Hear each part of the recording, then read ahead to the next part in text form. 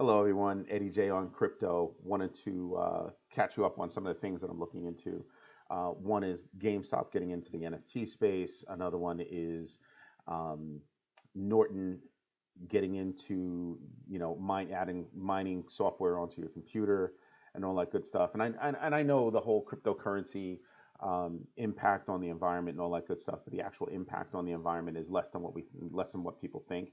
I think there needs to be a little bit more research on that. I'm not saying that there's no environmental impact. I know that there is an environmental impact. However, I think there are other things that exist right now that are even more of an environmental impact and sustainability impact, all that good stuff, than crypto. It's not to say that I think everything about crypto is good. I know that there are things that are bad, but I also know that not getting involved with crypto in my case means that I'm going to fall behind in my earning potential, and the gap between people that get up every day and try to go out there and make their money every day is increasing between us and the haves, right? People that have big money, companies that have big money, and the regular people that don't have big money. So that those are things that I'm kind of looking at. But like I said, I wanted to just chat about what's going on with GameStop, getting into the NFT marketplace. Some people are, here and there with it. And I sat here and I spoke with one of my brothers and I said, what's really funny is that I think GameStop, even if they only get it halfway right, is actually going to wind up doing well. Hear me out before you yell at me, right? They are probably one of the biggest names in the gaming space ever in terms of marketability, all that other stuff. They just hadn't done well until the whole take them to the moon kind of thing happened last year. But when I look at GameStop, if they actually cut the right deals and they get out there with this NFT marketplace that they're planning, that I think could wind up being huge, right? Think about, you don't go to GameStop or to a store to buy a game. You download it. In most cases, you're downloading your game. However, you might actually go to a store to go get other things. Maybe not physically go to a store, but you might hop online and be like, hey, you know, haptic gloves, new gear, all that stuff. Then you sit back and you kind of go, well, if there are so many, games that are out there, play to earn games, just games out there in the metaverse that you can play and earn money and do things with. There are also items within each one of those metaverses that you can actually have NFTs. Um, Now, if you imagine if you could go to a place like GameStop, purchase an NFT, take it over to this game, bring it back, sell it, trade it, whatever, get something else, go to another metaverse or whatever have you, you've actually got something that can travel with you. And I think if they were to do something like that, that could actually be a big success. So I actually want to pay attention to that because they have not announced who they actually want to work with, right? There are rumors that it could be Loop Ring, LRC. That's another coin, but nobody knows for sure. So who knows what it's going to be? So that's something I'm actually paying attention to. The other message that I'm paying attention to with regard to that is the idea of it becoming mainstream. By it, I mean the idea of metaverses and crypto coming to that level is almost totally mainstream because the conversations, whether you're doing it or not doing it, is happening in the mainstream. And what I mean by mainstream, I mean you know the general public is starting to at least know the words, right? They're starting to understand the nomenclature. They might not know what a metaverse is. They might not know what DeFi is. Might not know what a DApp is. Chill. Sooner or later, I'll put together, a dictionary, or I'll find one and I'll share it with you guys so that you can understand what a decentralized application is, which is a DApp. Um, and all these other terms that even I'm still learning. Like I don't know all this stuff. Um, the terms that are being ported from the stock market over to the crypto market, like DCA or DCAing, dollar cost averaging, and I'm not a numbers guy or anything like that. So we'll have to, learn this stuff together, right? Basically, dollar cost averaging is when something starts to drop, you start to buy in at different intervals so that when it goes back up, you start to realize gain at different intervals. But GameStop, like I said, I think that if they get it even halfway right, that could be huge. It could be really huge because, like I said, they have the most marketable name in the space in terms of retail. So leveraging that name, cutting some deals with, you know, developers to create NFTs, to sell in the marketplace, to do different things, maybe even manufacturers that are doing things so that you can go to a store in the metaverse and go, "Ooh, I want that," and have it show up at your door the next day so you can get it and go back into the metaverse and play. Kind of cool. So there's a broad spectrum of what could happen with this marketplace and how they could move forward with this marketplace. But mainly right now, it's what platform are they going to be on? Loopring, Polygon, Ethereum directly, just where are they going to be? Supposedly they're working with two. What two are they? Don't know. But that's going to be very interesting. I would also be interested in understanding if there's any kind of play for Chainlink in that space, right? Because Chainlink is the world's largest oracle. They're transferring information to and from blockchains to the real world, back in and back and forth. So that could be something. I mean, I haven't given it that much thought, but this is where my head goes when I start thinking about it. So that's something I'm really interested in, and I'm definitely going to be interested in when they actually say who they're working with, what platforms they're working with. It's going to make those platforms explode. So something to pay attention to. And usually, you want to start taking a look at when one platform rises, what other platforms rise with it, because maybe you're not on that platform, but you're on the others. And that's kind of like a pin play. So those are things that you can pay attention to. Oh, totally forgot. This is from my friend Elliot. Elliot, I know I don't have the perfect lighting. I know I don't have the perfect background. My desk is set up so that I can see out my window because I have a great view, right? I just love my view. So I'm facing that instead of having my desk turned around so that you guys get that view. You guys don't live here 24/7. I do, and I got to look at it. So I want to enjoy it. But now, Norton, what's up? Like, so you're installing software on people's machines and getting them to think that mining is a great idea. Cool, I guess. I mean, for me, I looked at mining a while ago, like I'm gonna say like a year or two ago. One of my guys, was doing some mining in his house, but the mining in his house was the machine was doing something or had done something and says, "Oh, I want to try it out." To me, there's not enough profit in it, right? After you finish paying for your electricity and all that other good stuff, um, I just found that for me, there's just not enough profit in it, and there's too much damage to the environment. And call out to one of my friends, Cara D. Chabora, and her sons, who got on me today about crypto technologies and all that good stuff, and the impact on the environment and all that, and everything else. The truth is that the impact to the environment from crypto mining is less than other things. I'm not saying that it's a good thing. I'm definitely not saying that.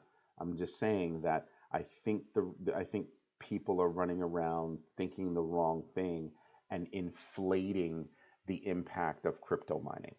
That said, crypto mining does take up a lot of energy, um, and that could be a big that not could be is a big deal. So looking at what cryptos are, you know, let's say more environmentally friendly or whatever else there is. Those are things that I'm also looking at, like who's got it. Like IOTA is a greener crypto. Um, so those are things that I'm getting hammered on. So I just wanted to address that. Something else, but back to Norton.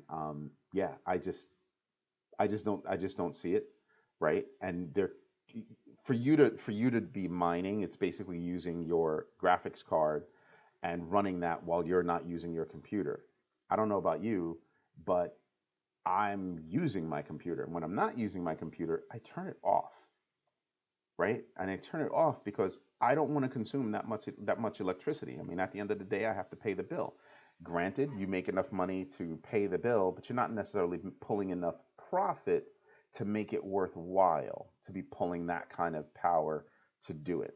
Now, if you have a solar array or something like that, and you're pulling in power specifically for it, and you can do those kinds of changes, okay, well, maybe, all right. But really for me, it's just not the thing. It could be for you. There's an article that I came across. I think it was released yesterday. Let me pull this up for you. Um, and it's on The Verge. And I think this headline is dead on. Here's the truth about crypto, about the crypto miner that comes with Norton Antivirus, right? Some online accusations are not exactly correct, but that doesn't mean it's a good deal. That's straight up. That's what that is, and that's pretty dead on. It really is pretty dead on. So that's something that I looked at and I just said, yeah, I'm not trying to do money. I'm just not. I'm just not. By the way, Bitcoin is pretty much 90% mined, right? It's the last 10% chunk that's there, and then some of it it'll take hundreds of years. What is it, 100 years or something like that to mine the rest of it. So that mining is kind of dying down. There are other coins and other things. I mean, obviously there are miners around the world doing other cryptocurrencies and things like that. But unless you're setting up a big array, I just don't see you making big money at it. I mean, Marathon makes big money out of it and other companies, but they have huge, huge arrays of mining equipment, and that's being profitable for them. And some of them, I spoke with my son's friend's father, who actually does recycling.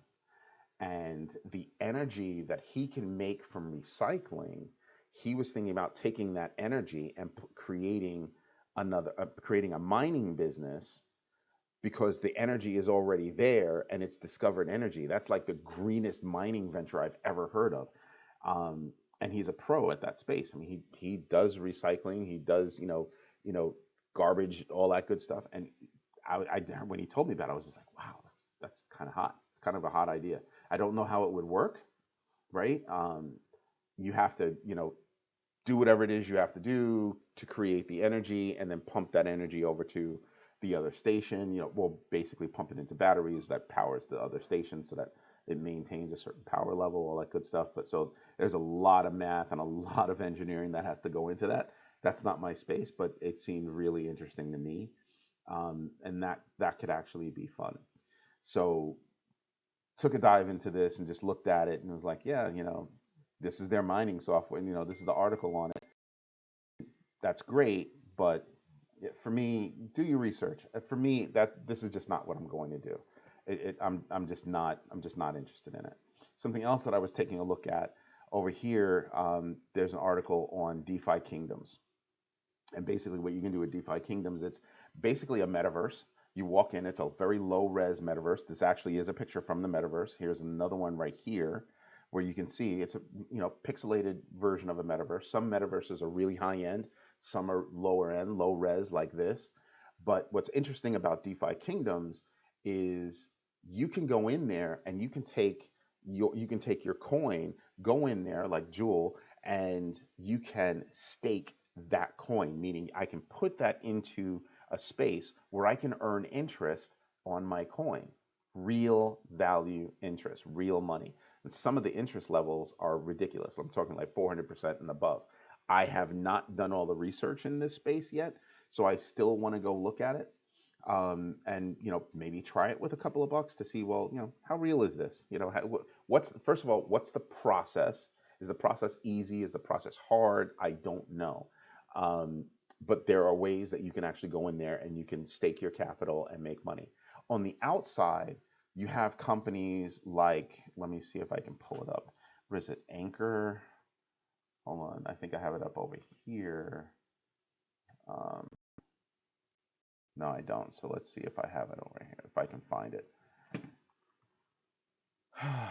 Anchor Protocol. There you go. And I'm trying to do a little bit of research on Anchor Protocol because this is a place where it's staking. It's a little bit easier of a process. I heard somebody else talking about what they were doing and everything else with regard to doing that. And look at it. It says it right here up there. You can earn, you can borrow, bond, govern, all that good stuff. But let's suppose you want to earn. Do you see this interest rate? It's 19 and a half.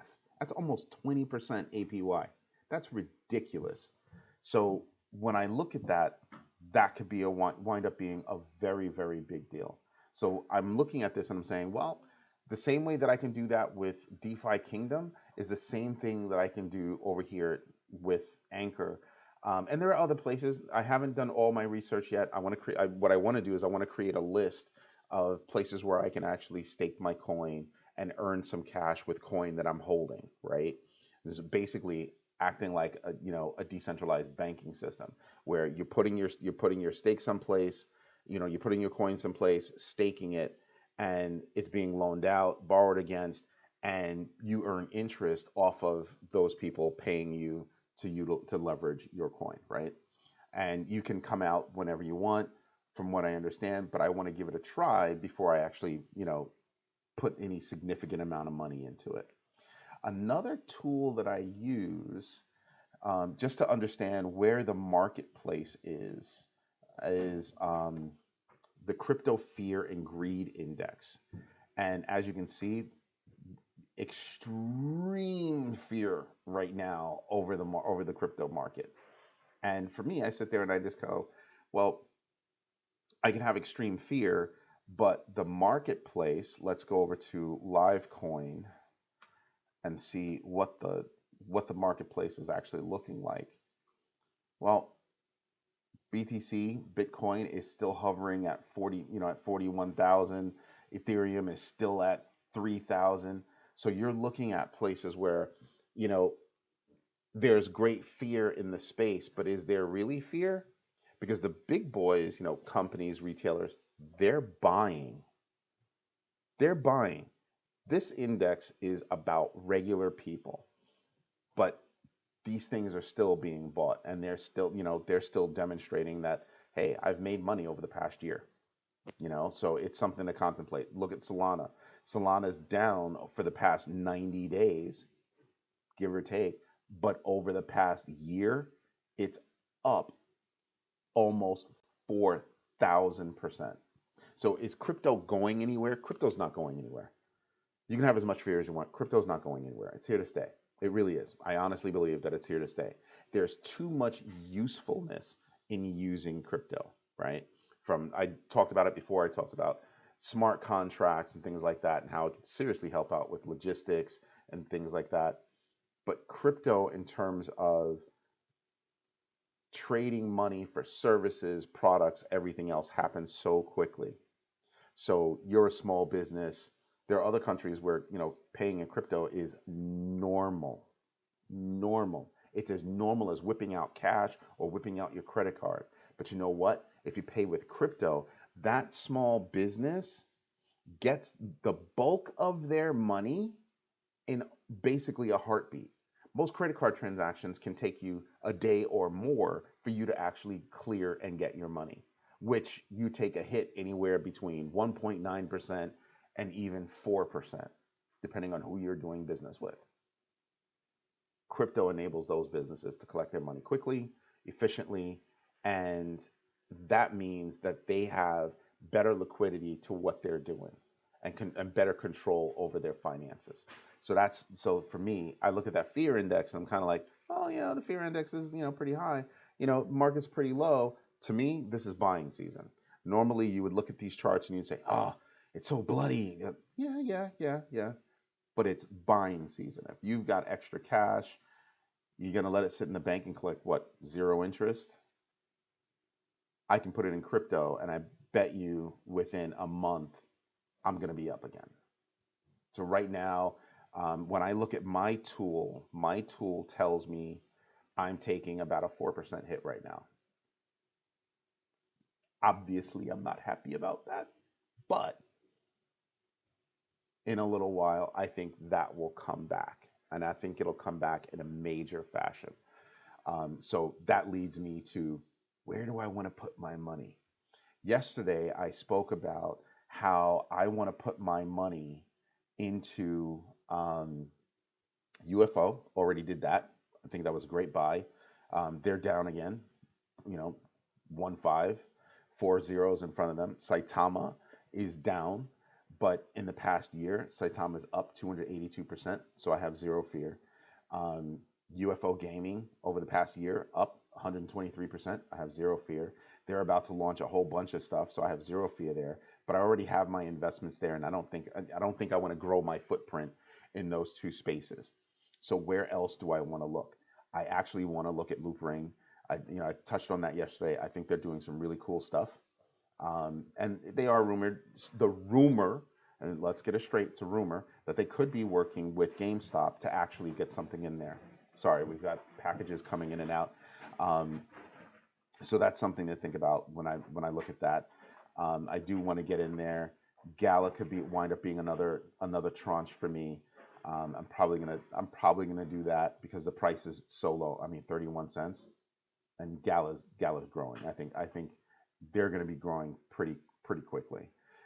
Someplace else that I'm looking, I'm actually surprised right now. Crypto.com is basically maintaining around 45 cents or so.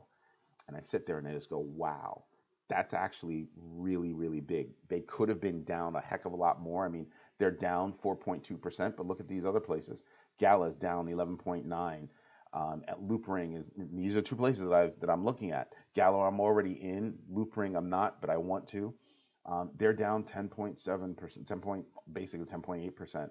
Saitama for the day is down almost 20% at 18.85. So these are things that I'm paying attention to as I look at what kind of hit people are taking. You look at Ethereum. Ethereum is basically on sale for $3,000. It really is for $3,000, totally on sale. But the 90-day hit is only 12%. Looking at Bitcoin, the 90-day hit is over 25%. So which one was more stable for you at that point in time? It was Ethereum. If you get into Ethereum now, well, I'm holding a little bit of Ethereum now. Want to do a little bit more because it's a little bit more. It's not that it's going to give me exponential growth as some of the other coin that I had described. It's that, excuse me, I can still get incremental growth from that, from my money. So I'm putting money in micro caps, medium caps, and large caps. And the reason why is because I just want to spread out my earning potential, because they're not going to all go up at the same time or in the same fashion. They're not all going to fall at the same time in the same fashion. So these are things that I pay attention to as I start to look at this. I was supposed to talk about tools today, but with those two pieces of news, with GameStop and Norton's mining software and where the market is going right now, I think I should be looking at, where do I want to put my money? Luna, because I want to do some staking, is something that I'm looking at. Solana to me, is basically on sale because I think that'll shoot up again. Cardano, which by the way is a greener coin to invest in, they're only at $1.17. I think that's a steal. I really do think that's a steal. And for the year, they're up almost 290%. So that's something else that I'm looking at. So this is Eddie J on crypto. I hope to do some more. It probably won't be daily, but it will definitely be at least once a week. I mean, I look at crypto once a day. When I hear good news or bad news, I want to get it out there because it's a way for me to keep track of everything that's there. So shooting these videos isn't just for you; it's really for me, because if I talk about it, I remember it, right? So that's why. Anyway, Eddie J on crypto. Hope you're having a great day. If it's helpful, please subscribe, hit the like button, tell your friends about it, and have a good day.